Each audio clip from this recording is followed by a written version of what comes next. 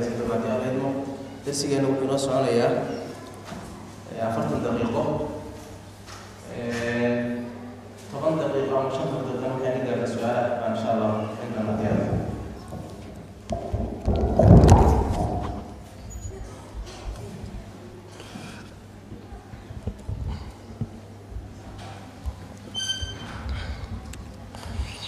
بسم الله الرحمن الرحيم الحمد لله رب العالمين وصلى الله وسلم وبارك على نبينا محمد وعلى آله وصحبه أجمعين ما بعد أيها الأخوات في الله السلام عليكم ورحمة الله وبركاته موضوع فدقانو ساكا وحوي سيدا هوري الله الشيغي تطوير الذات وبناء الشخصية روحي إنه لفهانت لفتيسة أما نفتيسة هرمريو شخصية دي سنة للصه سيكال هدانو نهانو سيداب الروح هوري وقصعون لها أما إسود لسيكران أما هالنقطة أقونتيسة أما هالنقطة وحقبت كيسة أما هالنقطة سيدو وحقيقين لها تارجت كي هدفك أوليه أما هالنقطة سيدو ومجتمع لحديسة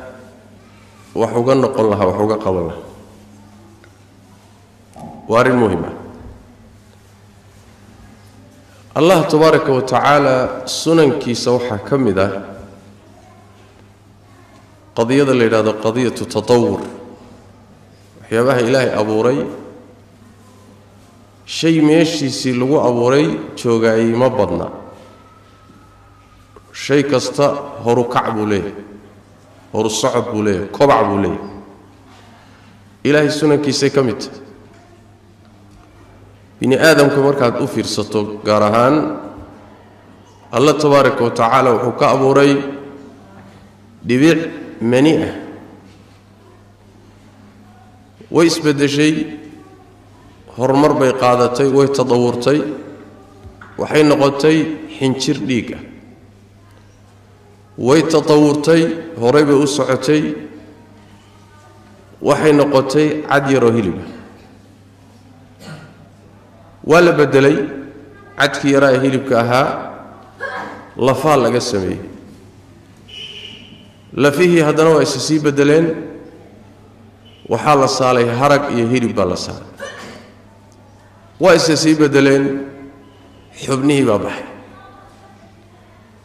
وإس بدلي نفتي بلقلي كوبع يكوريتان بو بالله هويو كسو بحي أدون كانوا يمد كوبعي كوريتان كيسيبو كجرا marka in uu isbedelo horay u socdo waa Allah tabaaraka wa taala sunnatiisa waa sidaas jidkiisu iyo abuurkiisu uu horay ugu socdo ayaa sidoo kale dhanka aqoonta iyo aqliga iyo garashada iyo garaadkana wuxuu leeyahay aadamuhu tatawur buu leeyahay horumar buu leeyahay horu kac buu leeyahay الله تبارك وتعالى وحيره والله أخرجكم من بطون أمهاتكم لا تعلمون شيئا وجعل لكم السمع والأبصار والأفئدة لعلكم تشكرون الله وامدك إذن كسو ساري هو يمكن أوركم إذنكم وحبك قرنين لا تعلمون شيئا مركز هو يكسو بحيس واحد كلا قرنين سمجرد مصلحة إيه مضرة ما كلا تقاني مفسدية مصلحة ماذا كلا قوني ديب إيه ديف ماذا كلا قرنين وحلا واحد قرني سمجر الله تبارك وتعالى وحيري وجعل لكم السمع والأبصار والأفئدة وحو الله إذن يلي مقلك أرقيالك إيه قلبي يذا لعلكم تشكرون سيادة والشكر ذا مركا آد تميدد أدونك أصوبح ذا أدو وحبك لك قرنين waxaad haysataa wixii aad wax ku garan lahayd maqalkii waad haysataa waa meeshii aqoonta soo gudbin lahayd indhihii waad haysataa waa meeshii aqoonta akhrin lahayd ee qalbiga u gudbin lahayd qalbiga oo xaruntii waxaan ku soo dhici lahaay ee shiili lahaydna waad haysataa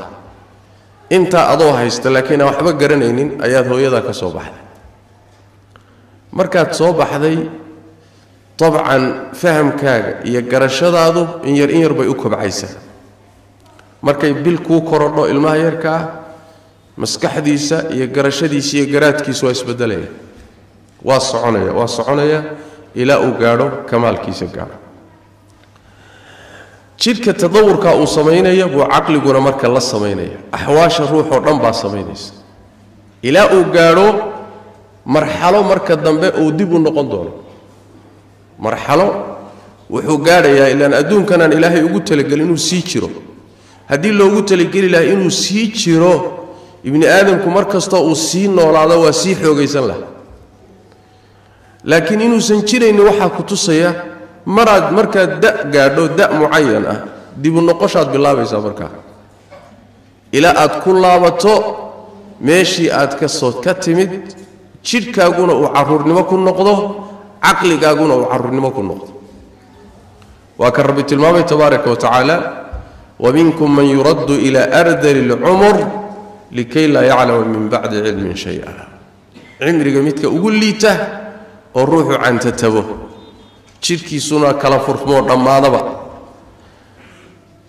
سيء مركز ذنبه ونقض منها وحب قرنين با أوركه يدي مالك وكسر دع وحب قرنين يمركو عن تتبه واسكمد مركا مرحلة هوري وهوري بو الصعودة مركو ميل قادو دي بو النقونية الله تبارك وتعالى سنن كيسوي الله سيدا وحود لغاي تبارك وتعالى سؤال سويدين تلوحي تمركا أذيقا نفت هذا سيدكو هرمارين كرتا أقونت هذا سيدكو هرمارين كرتا عمل كاغا سيدكو هرمارين كرتا علاقات هذا سيدكو هرمارين كرتا وحقوت كاغا سيدكو هرمارين كرتا way aragnimadaada seed ku horumarin kartaa ruuxu ma ku yeelan karaa raad iyo saameyn ma ku yeelan karaa horumarkiisa adduunka dhexdiisa jawaabtu waa yani inaad wax noqoto ama wax ka tagto ama saameyn yeelato ama aad wax injaaziso sabab waad ku leedahay marka maxaa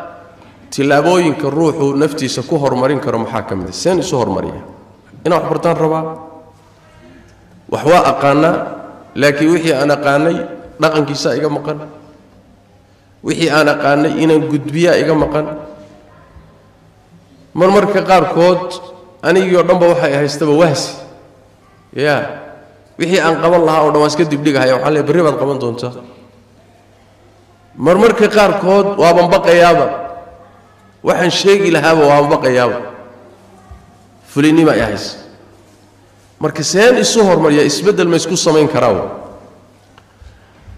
waqtiga kooban hadaynu qodobo dhowr soo qaadana tilaabooyin dhowr loo baahan yahay si aynu nafteena u hormarino koow waxa ugu horeeya fahmu dhaat inaad isfahanto naftaada intaad bal horta la fadhiisato la cilowdo wadadu gooni isu fadhiisato bal adigu isfahan waxaan ka wadnaa xaqiiqadaada inaad fahantaad u baahan tahay bini aadamku wuxuu leeyahay pointiyo la yiraahdo weak point ama yani niqaadka meelaha uu ka dabacsan yahay ruuxu ama ka jilicsan yahay iyo meelo uu ka xoog badan yahay baa jira dhinacyaha aad ku xoog badan tahayna inaad fahanto dhinacyaha noloshaada iyo dabeecadaada aad jilicsanto dabacsan tahayna ee dacfigu ku jirana inaad fahanto inaad isfahantaa ka horeysa oo marka haddaad isfahanto oo aad dhibkaaga garato waxaa imaanaysa dhinacyaha ku xoog badanna inaad ka faa'iidayso dhinacyaha dabacsanna inaad geejiso adkayso oo aad isku daydo sidii aad uga tilaabsan lahayd oo uga gudbi lahayd طيب لأن عذرك سيدي سبا marka la fahmo nooca uu yahay iyo abtirkiis iyo cudurrada wuxuu ka yahay baa daawadiisa la gartaa aduguna markaad isfahanto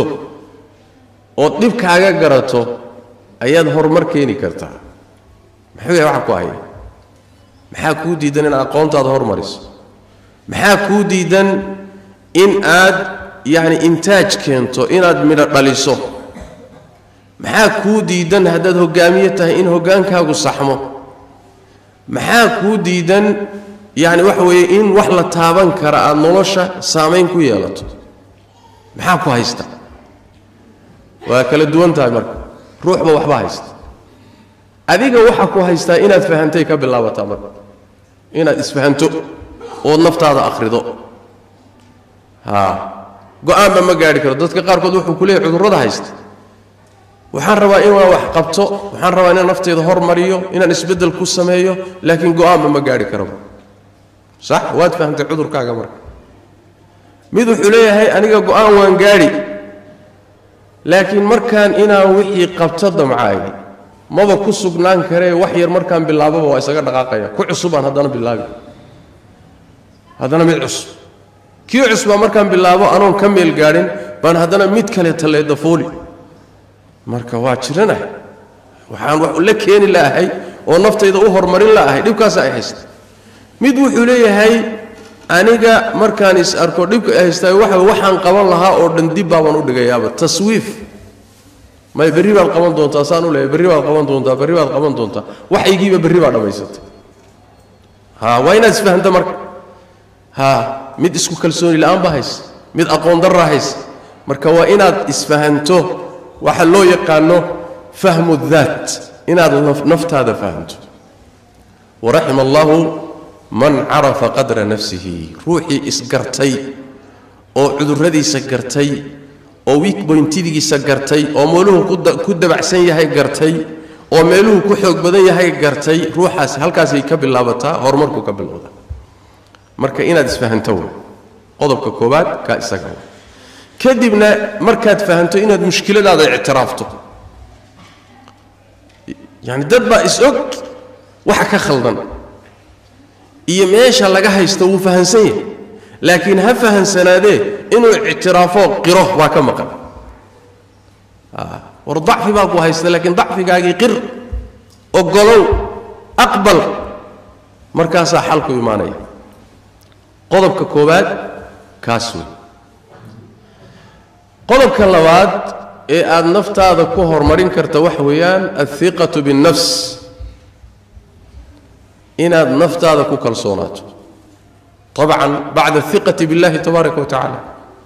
markaad ilaahay tala saaratood ku kalsoonaato kadib inaad isku kalsoon tahay oo inaad wax qaban karto oo wax injaazin karto oo wax soo saari karto inaad isku kalsoon tahay haddaad isliidaba wax qabadkaaga liido oo adoo wax qaban kara waxaagiiba lagu tusi waayo oo kalsoonidii ka baxdo waxa ma qaban kartid marka jug meeshaada joog horay uma socon karaysa marka xalka labaadi wax weeyaan ama qodobka labaadi inaad rumayso kalsoonina ku qaadato inaad tahay bini aadam ilaahay abuuray caqli leh awood leh karti leh wax qaban kara waa inaad ku kalsoonto waa inaad hamiga noocaasa aad xambaarsanto qodobka saddexaad wax weeyaan العزيمة الصادقة والقصد المصمم الجازم إن المركة كذب قؤان لاتمات قؤان يا النية قؤان إن هذا حقبتها إن أثبت الشيء هديئات اسقرته اسفهمته اسكو كالسونين الليلة laakiin aadan la imaanin go'aankii aad wax ku qabsan lahayd naftaada ku bedeli lahayd ku hormarin lahayd waxba kuma suuroobi karaan nabigeena sallallahu alayhi wasallam waxa ka sugan inuu yiri aadamaha labada magac iyo labada sifo ee ugu run badan ee uu ku sifaysan wax weeyaan hammaam wa harith hammaam kuwa waa murug badan yahay waa doonitaan badan yahay وعملك قلبك هو حارث كنا وشق بدن يهي وحبنها عمل كوضوا آدمه قلبك سو فريستو حبنه سو فريستان قلبك انت وحبا كسو دحي وحبو كلا رغيا وحبا كبخي وحبا سو غليا حبنهنا مر walba shaqay haya qalbiga marka hambigiisa iraada go'an oo wax qabasha oo aan yaani wax weeyaan wax walba jiiraysa hadaadan la imaanin waxba kuma suuroobi karaan meeshaada baad joogumayaan waxba ma hormari kartid nabigeena salawaatu rabbi wa salaamu alayhi ducooyinkiisa waxa kamid ahaan jiray waxa kamid aha wal azimata ala ar-rushd ilaahu waxaan ku weydiisanayaa azima go'an adag inaan yeesho hanuunka iyo khayrka korkiisa in aan go'an adag ku yeesho ibn al-qayyim alayhi rahmatullah markuu xadiidka sharxay wuxuu leeyahay aadamuhu laba qodob buu ku salaysan yahay inuu noloshiisa ka midha dhaliyo labada qodobna nabigu wuxuu ku sheegay xadiidka as'aluka athabata والعزيمة على الرشد waxaan ku weydiisan wanaaga inaan go'aan kan ku sameyn lahaa ee qalbigayga inaan go'aanka horta iska helo markaan go'aanka iska helana inaan ku sugnaado oo aanan ka leexan labada qodob ruuxa hadii la siiyo buu noloshiisa wax far badan buu ruuxaasi dhaliyaa miduu ka tagaa wax weyn buu sameeyaa sidaas daraadeed waa inaad cazimo la timaado وقديما قيل على قدر أهل العزم تأتي العزائم روح والبقي قوانكي سقدرك أولئك هاي أيا وحي الله سينا ياي لئك وحلق سينا يا وقوانك أقول انتو دنيا هدي أدونيس مثلا إن العلم شرع برته لكن قوانك أقول يا قوان شلعسن قوان دبعسن قوان لبع وحبب من قبل كرت لأن مركا وجوه الرئيس عقبة كاهر تمادبا إلا نرشوا ولا عقبة تلا ولا القاضبة وحهر تاجن عقبة بهر تاجن هدي آذن قوان أذق لهين عقبة وجوه الرئيس كاهر تمادبا برنامج كاجي وفشلين ناس واتسكر دقائق سيدا استرادت صدق العزيمة قوان أذق وإلى الله والله تمادبا قضبك السدحادي وحويان الحرص على النافع وبذل المجهود وأخذ الأسباب في تطوير الذات وإن الروح مركاد ددال ليما دوكو آنكي قلبك وإن لتشره ددال وكد ددال وحي أنفعه وإنه جهدي يددال بحيه وإنه قاتو أسبابتي وكو قاري لها وحا الربو maxaad rabtaa waxaad rabto haduu yahay adduunyo xalaal ah cilmi adduunyo xalaal ah mubaahaadka adduunka ilaahay inoo xalaalay aakhara haduu yahay cilmi diineed haduu yahay amal haduu yahay wax kasto aad doonayso sabab buu ilaahay u sameeyay jid loo maraa loo sameeyay jidkii qaad marka sooma waa inaad jidkii qaado sababtii aad raacdo laakiin hadaad go'aankii hayso dadaalkiina aadan la imaanin waxba heli maysid ilaahay tabaaraka wa taala shay walba musabbabaadka asbaabtu ku xiray haddaad rabto marka dhinacyaha noloshaadu daciifka ka tahay inaad kabto dhinacyaha aad xoogga badan tahay inaad xoojisood ka faa'iideysato dadaal bay u baahan tahay xirsi bay u baahan tahay asbaabteedina qaatay u baahan tahay waa inaadan lan ku noolaanin waxa la yiraahdo al-amani umniyat وان جعلها شيئا والربا طيب الربيتان كليا وحل اسكسيه ما ومن أراد الآخرة وسعى لها سعيها وهو مؤمن فأولئك كان سعيهم مشكورا روحي آخر الربا كان الربا شيخ إله الرديه سان الربا يا قول آخر الربا ليبان آخر الربا ومن أراد الآخرة طيب ما ينتصل وهلا بالربيتان كريا الوهلا ما وسعى لها سعيها شقد يدين الليمات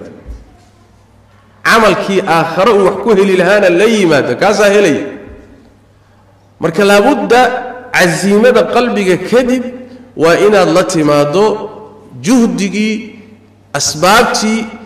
aad ku xaqiijin lahayd isbeddelka aad doonayso haddii kale waxay noqonaysaa inaad ammaani la noolaato ku noolaato macnaha allahna qur-aanka kariimka waa inoogu sheegayo laysa biamaaniyikum walaa amaaniyi ahli lkitaab shay-un umniyaad waan rabaa waan jeclahay sidaa wax laguma helo ee ruuxu wuxuu ku helaa camal iyo dadaal iyo shaqo adag inuu galo man jadda wajad waman zaraca xasad ruuxii dadaalana dadaalkiisa midhuu ka goosta ruuxii beertana beertiisa midhuu ka goosta ruuxii seexdana siciisaa dibi dhala qayrkiibuu ka hadha soo ma sidaas daraaddeed casiimada qalbiga waa inaad dadaal ku darto si aad isbeddel u keento oo aad noloshaada u horumariso qodobka isla kaa waxaa soo gelaya ama qodobka la dhihi karo waa afraad qodobka afraadi wax weeyaan casiimadaada go-aanka qalbigaaga dadaalkuna la socdo waxaa saddexeeya alisticaana billahi tabaaraka wa tacaala ilaahay kaalmayso ya allah kaalmayso maxaa yeelay dadaalka shakhsiga keliya wax kuma xidhna waxaa dhici karta addoonku inuu dadaalo haddana uusan midhihii helin sababtii inuu la yimaado musababkii iyo natiijadiina iisan helin sababtu maxay tahay natiijada ilaahay baa gacanta ku haya sidaas daraaddeed allaha gacanta ku haya weydiisoo kaalmayso alisticaana billah ujeeddada ilaahay inoo abuuray oo cibaadada ah oo qasadka ugu muhiimsaneen u noolahay ah iyaaka nacbud keligaa baan ku caabudaynaa allow maxaa ka dambeeya wa iyaaka nastaciin keligaa baanan kaalmo ku weydiisanayna maxaa yeele hadduusan ilaahay kuu kaalmaynin cibaadada ma keeni kartid ujeeddadii lagu abuuray ma xaqiijin kartid waxba ma qaban kartid haddaan ilaahay kaalmadiisa aadan helin waa ka nabigeennu salawaatu rabbi wasalaamu calayhi xadiidka fii saxiixi muslim ku odhanaya ixris calaa maa yanfacuk wastacin billah ku dadaal wixii ku anfacaya taasi maxay tahay ku dadaal waa go-aankii qalbiga iyo niyadii iyo xubnaha shaqadoodii oo asbaabtii inaad qaadataa ixris calaa maa yanfacuk maxaa ka dambeeya wastacin billah ilaahayna kaalmayso marka muslim baad tahay allaad rumaysan tahay allah wax walba gacantiisa ku jira laa maanica limaa acطaa walaa mucطiya limaa manac wuxuu ilaahay diidayna cidima bixin karto wuxuu alla bixiyeyna cidina kuma diidi karayso mar hadday sidaas tahay asaga weydiiso oo gacmaha u hoorso inuu isbeddel kugu kaalmeeyo ujeeddadaada inaad gaadho kugu kaalmeeyo naftaada isbeddelkeeda iyo horumarinteeda inuu ilaahay kugu kaalmeeyo waxa aad rabto ilaahay inuu garab iyo gacan kugu siiyo alla weydiiso tabaaraka wa tacaala oo kaalmayso qodobka shanaad ee isbeddelka nafteenna aynu ku horumarin karo waxa weeye tandiimu lwaqt inaan wakhtiga nadaamsanno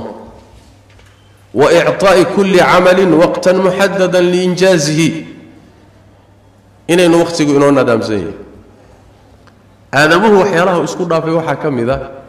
haddii wakhtigaagu uusan kuu qorshaysnayn oo kuu nadaamsanayn wakhtigii bilaash buu kugu dhaafaya isbeddel lama keeni kartid waxna ma hormarin kartid wakhtigaaga qorshee marka camalka aad samaynaysana wakhti u samee camalkaaguna sida uu u kala muhiimsan yahay u kala hormari waxaa loo yaqaano tartiibu alawlawiyaat priority-ga ama mudnaanta suu camalka u kala leeyahay in u kala hormari camal kastana wakhti sii wakhtigaagana ka faa'iidayso wakhtigu waa qaali innagoo dhan baaba wakhti aba wakhtigaa ina marayaan waan ku dhammaanaynaaba saas daraaddeed ruuxu qiimihiisu waxa weeyaan waa wixii wakhtigiisa uu gashado wakhtigu waa khasnad khasnaddaa waxaad gashato baad adigoo dhan qiimahaagu dhan yahay maxaa kuugu jira marka wakhtiga ka faa'iidayso wakhtigana nadaamso saacadda ilaa saacadda waan hurdaa saacadahaas waan cibaadaystaa saacadahaas cilmi baan bartaa saacadahaas adduunkaygaan ka shaqaystaa saacadahaas hawl baan qabtaa saacadahaas ummaddaan u adeegaa saacadahaas diintaan u adeegaa soo maalit wakhtigaagu hadduu kuu nadaamsan yahay isbeddelka muhimka halkaasuu ka yimaada saas daraaddeed baa shareecadeennu aad waxay inoo amartay in aynaan wakhtiga dayicin oo aynaan saacadaha iyo habeenada iyo maalmaha ina maraya inaynu ka faa'iidaysano marka wakhtigaaga nadaami camalkaagana nadaami isbeddelku saasuu ku imaan karaa haddaad rabto maalan tusaalahaan hadda soo qaadano cilmiga shareecada inaad barato haddaad maalinkiiba si joogto ah maalinkiiba haddaad nuso saac ama hal saac aad siiso oo aadan kala goynin ama quraan qaado ama tafsiir qaado ama xadiis qaado ama fiqi qaado ama luqadda qaado oo aadan kala goynin oo aad sanad kadib midhaha kuu soo go'ay aad xisaabiso waxaa kuu soo baxaya injaaz aad u weyn baa kuu soo baxaya maalinkiiba hal saac ah soo maalit marka wakhtigoo la nadaamiyo waxay ka mid tahay asbaabta keenta ruuxu inuu naftiisa isbeddel fiican ku sameeyo horumar inuu ku sameeyo waxaa ka mid a walaalayaal oo qodobka lixaada altaxalli biالصabr والاستمرارية في التطوير وعدم الاكتفاء على قدر معين بمعنى وحويان روحه إنه برنامج كيس صبر أوليه أتكيس إن الله إن تشوكتيسو دذلك أدوجت شرتو إسبدل كالنفط هذا سيدا النفط هذا أبدل دذلك أدوجت شرتها هتشوجيني هكلا قويني إن آذن كوكافتومين قدر معين والحقيقي سيء أقونتي بعد قدر كهشي قياس بعد حقيقي سيء هكو كافتومي ددال كاترفتي بعد قدر كقاده هكو كافتومي ويا أرقنمدي بعد قدر كقاده هكو كافتومي يا ومدة وحقبشة دي أديك دي بعد قدر كقاده هكو كافتومي إن كوغفيرني مجرتي هوري وصعب دائم وتشوكتي مثلا علمك الشريعة مركينو كهذا الله نبينا محمد صلوات ربي وسلامه عليه وأها أعلم الخلق بربه تبارك وتعالى كان إنك إلهي أقول يقان أقول أقوم تبضنا بشرك ربي أقول يقان أيا الله وحكوله تبارك وتعالى وقل ربي زدني علما نبي وحتى هذا ربي يوم علمي سيادي والنبي محمد صلوات ربي وسلامه عليه مرور بوحل ليه هي واحد رادسا علم السيادة أقول سيادة الضلب صوما لأن علمك الله علمك تبارك وتعالى آدمه مكو بكره ولا يحيطون به علما إلهي الضمد وأكلا قيب مد قيب كسيي وفوق كل ذي علم عليم ساس ترى قيب هداد هالشيء قيب كاسي مكان marka qadar ha ku gaabsanine hawsha iyo dadaalka aad ugu jirto inaad naftaada hormariso joogtee daa'im sabir iyo adkays u yeelo ha goyni waa kii xadiidka nabiga sallallahu alayhi wasallam man humani la yashba'an talibu ilmin wa talibu dunya laba ruux ma dhergaan laba ruux waxay raadinayaan kama dhergaan kaas midi wax weeyaan وروح علمك الشريعة الرادينية كما دركو كلابنا وروح الدنيا الرادينية ما دركو الدون كينو دح تشوغنودن تشغديس يا خوليس يا كراستيس يا مغيس يا دلالكيس كل هذه هل روح لا يسوق درو ما دقيق كما دركو ادمو الدون كما دركو اسغو او ولي دبا اوردهيا او او سنديقين ام بالله سو قبني والله ضافنا علمك يا اقونته يا هرمرنت الروح انه نفتيسه هرمريو ايادنا لغما درغو marka joogtee yani dadaalka aad isugu jirto inaad naftaada hormariso joogtee da'male waan duqoobayo da'di aqoonta waan dhaafay khuraafaad يا oday baan ahay 7 jir ah ma armin karan alif ba akhrisan kara alif ba ta mi armin ka sheekh akhrisan kare ya hooyo 8 jir baan ahay arabkaygi waa ingegi ma armin kana wax qaban kara waad qaban kartaa si fiican baad wax qaban kartaa laakiin wax way wadan is ogeyn ama shaydaan baa kugu akhriyay bini aadamku inta uu nool yahay naftu ku jirto da kasta uu yahay hormar uu keeni kara naftiisana wax waa ka bedeli kara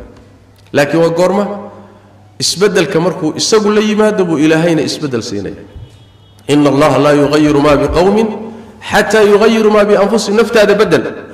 markaad adigu dadaalkii la timaado ilaahayna isbedelka waa ku siinaya tabaaraka wa taala waa sunna ilaahay tabaaraka wa taala sidaas marka waa in aad joogtayso oo da iyo waqti iyo marxalo muayana iyo mustawa muayana ha ku ekaanina mar walba naftaada isku day inaad horumar ku samayso xagga amalka marka la yiraahdo Allah tabaaraka wa taala waa quraan kariimka inuu ugu sheegay ruuxa muslimka cibaadadiisa iyo alla u dhawaanshihiisu geeri baa ka qabata mooyaan waligi waa waday wa'bud rabbaka hatta ya'tiyaka al-yaqin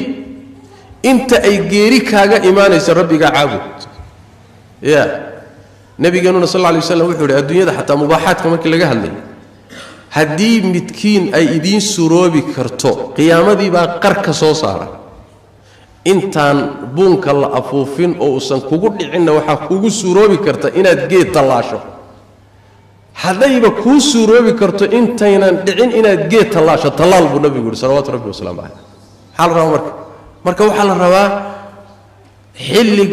ay leedahay ma jirtee sabir iyo adkaysi u yeelo in aad ka salgaadho ujeedadaada iyo wanaaga aad doonayso iyo meesha aad ku socoto saasaad wax ku xaqiiji kartaa la astasilanna as-sa'ba aw udrika al-muna faman qadat al-amal illa li-sabirin budin shaa'irka shay kasto adag waan fududaysan buu shay kasto adag wax fudud baan ka soo qaadiyo inaan dardari karo jiiri karaan isku dayay ila aan yididiileeda gaadho targetkayga ila aan gaadho maxaa yeelay yididiilooyinku uma hoggaansamaan ila ruux sabray mooyaan haddaad aragto ruux yaani ka tagay aqoon fiican kutub ka tagay ruux cilmiga ka mid dhaliyay ruux dadaal badan sameeyay ruux ummada ilaahay ku badbaadiyay ruux noloshiisa wax noqday ruux yaani wax way qoyskiisa ku guuleystay ruux dad soo saaray haddaad aragto ruux adduunka raad ka tagay waxa ka horeeyay dadaal iyo dhib badan buu maray ma jirto wax la yiraahdo yaani si fudud baa la isaga daadiyay yaa si fudud baa loogu shubay aadamuhu asalkiisu wax weeyaan inuu umaro ilaahayna ku imtixaano waxaas ilaahay u qoray tabaaraka wa taala ee la siinay sidaas daraadeed fashalka ay isu dhiibi warka murtidiis waxa weey fashalka ay isu dhiibi isku day waad fashilantay Soomaa waad ku guuleysan weyday hay isdhiibi mar labaad isku day mar labaad haddana ku guul daraysataa fashilmi hay isdhiibi aniyad shabi isku day mar saddexaad baad haddana ku fashilantay isku day mar afraad laana waxay yiraahdaan النجاح لا يبنى إلا على الفشل مركز فشلنتو مركز كوشة لقاعدة كوشة واحد كل سنة فشل صبار وما قرآن كذا تكليدته لأن علماء دي كم إذا وحلي هذا كهر علمي كم إذا علومته دينته أياك وأتكاذب وكرواي وكل رفاض أسوأ إسلام أنا لا كان مكر كرتيد إسقطك أيو مال ما كم إذا إسقوا صعداء درسي أنتو كصوب حي رفعت سن أو قلبي تشلي يوحو صامري مال إسقوا صعداء وحو أركي قرآن شدو وحي حنبار سنت هاي شيء يدا كعنصبة ساعة هذا لو حي ربطها إن الدربي فوش دربي جمال كيفوشو إسكود ضيدو ويصور عذاب haddana way fuushaa way ku noqotaa way soo dhacdaa isagii uu taagan yahay uu fiirsanaya haddana way fuushaa way soo dhacdaa markay malaha 10 goor isku dayday oo mar walba soo dhacayso bay markii 11aad bay korka uga baxday way fuushay markaasuu wuxuu yidhi ma quraanjo oo khalqiga intan la eg baasay ugu noqnoqonaysay bay guusheedii meesha u socdo gaadhay sooma anigoo aadamo intan la ego ilaahay aqli isiyo i karaameeyayna waan carari miya alilaahi maya niyadii baa u dhisantay kadibna wuu ku laabtay cilmigii ilaahay baa u furay ilaa markii dambe uu noqdayba cilmiga dadka loogu culimada waaweyn ee fanniga loogu noqday markii dambe maxaa laga wadaa marka waxaan ka wadnaa fashalka haysbarin ha baran inaad fashalanto ha baran inaad isu dhiibto sax isku dayga inaad midhihiisa hesho ilaahay bay la jirtaa laakiin inaad niyad jabtood burburto ood isdhiibtahay maya mar walba waa inaad isku dayga aad ku noqoto haddana dhanka kale ka soo gal kanaa kuu socon waayo dhan kale kaga imow haddana dhinac kale ka soo gal ilaa aad ujeeddadaada xaqiijiso waxyaalaha aad isbeddelka ku keeni kartaa ka mid a ilaa fashalka aad ka qaalib noqoto waxaa ka mid ah asbaabta kuu kaalmayn karta waa qodobka 7aad in aad leedahay almuruuna fi tafkiir baa la yidhaahdaa inaad dadka kale aad dhegaysato mulaaxadaadkooda inaad dhegaysato dadka kale maxay kaa sheegayaan hadalhayntu maxay tahay maxaa lagaa rumaysan yahay leanna soomaalidu waxay tidhahdaa sida aad isu haysato ma ahee waa sida lagu haysto soo ma dadkaa kale ee la nooshahay waa muraayad ceebtaada adigu ma aragtid sida qaalibkaa laakiin ceebtaada dadkaa arka waxbaa lagaa sheegi markaasaad xanaaqi war xanaaqina ka faa'iidayso meel aad ku jilicsan tahay baa la tilmaamayaa ceeb aad leedahay la tilmaamayaa iyagii allahooda laakiin adiga faa'iiday ku tahay haddaad u fahanto waa soo ma marka ka faa'iidayso mulaaxadaadka ka imaanaya aadamaha ka faa'iidayso oo mid iska ilaali inaad naftaadu ku cajabiso icjaabu almar'i binafsihi inay aqoontaada iyo caqligaaga iyo garashadaada iyo aragnimadaada iyo awooddaada iyo waxqabadkaagu hadduu ku cajabiyo dadka kaleeto mulaaxadaadkoodana aad u aragtaba inay tahay dadku maagayo oo muxuu ahay ku xastahayo oo doonay cadaawad kuu hayo oo haddaad suuradaa fahanto ceeb badanood leedahay ahayd inaad iskabto oo lagu tusi lahaa ayaa meesha ka baxaysa marka u qaada inay tahay duruus inay tahay u qaada khaasatan dadkaasi hadday yihiin dad walaalaha ah almu'minu mir'aatu akhiihi buu nabigu yidhi salawaatu rabbi wasalaamu calayh mu'minku walaalkii muraayad buu u yahay muraayaddu maxay samaysaa muraayaddu markaad hor istaagto ceebtaada iyo dhaliishaaday si fudud kuu tustaa ayadoon ku canaananin oon ku dharbaaxin oon ku guulguulin ayay ceebtaada ku tustaa markaad hor istaagto waxaad arkaysaa xaggee bay xumaantu kaaga taallaa wejigaagama waxbaa ku yaalla see wax kaa yihiin iska hagaaji waay addoommadaas aad la nooshaayeen khaasatan hadday dad muslimiina yihiin siduu nabigu tilmaamay sal alla alay wasalam waa markhaatiyadii alle ee dhulka joogay waxay kaa rumaysan yihiin baa la qaban sidaas daraaddeed dadka iyo mujtamaca ka faa'iidayso mulaaxadaadkooda ka faa'iidayso naqdigooda ka faa'iidayso waxa ay leeyihiin dhegayso waxyaalahaasi hadday wax jirayiin iska sax horumar bay kuu tahay adiga laftaada ibni aadamu ilaa waxuu isagu isma arko waa kii nabiga xadiid yani afarkii waa kii ahaa yubsiru axadukum alqadaata fii cayni akhiihi walaa yara aljidca fii caynihi ruuxa bini aadamka caadi waxaa u ah walaalkii qoridaafka isha kaga jira yani qashinka yare isha gala qoridaafka isha kaga jira yarka ah ee ruuxa kale ku jira waad arki laakiin adiga haddii ishaada uu dogob dhan geed salkii oo weyn oo dhacay hadduu isha kaaga jiro arki maysid macnaha maxaa laga wadaa ceebtaada oo weyn isma aragtid laakiin dadka kale ceebahooda yaryarkaa way kuu muuqanayaan aadamaha dabeecaddu sidaas tahay waa kay Soomaalidu dhigi jireen maroodigu takarta saaran ma arkee kan kale midda saaran baa u muuqata wasaas marka adu isma aragtid laakiin dadka ku arkay wixii marka mulaaxadaad ah ka faa'iideyso waxa qodob sideedaad ah التخطيط المسبق wixii aad qabanayso horumarka naftaada aad ku sameynayso qorshe hore ka yeelo qontayso dajiso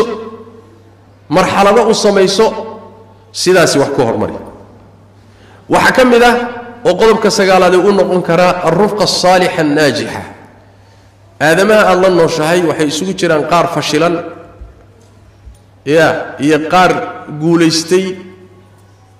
qaar dhaxdhaxaada qaar horeeya qaar dambeeya qaar daatay oo dhacay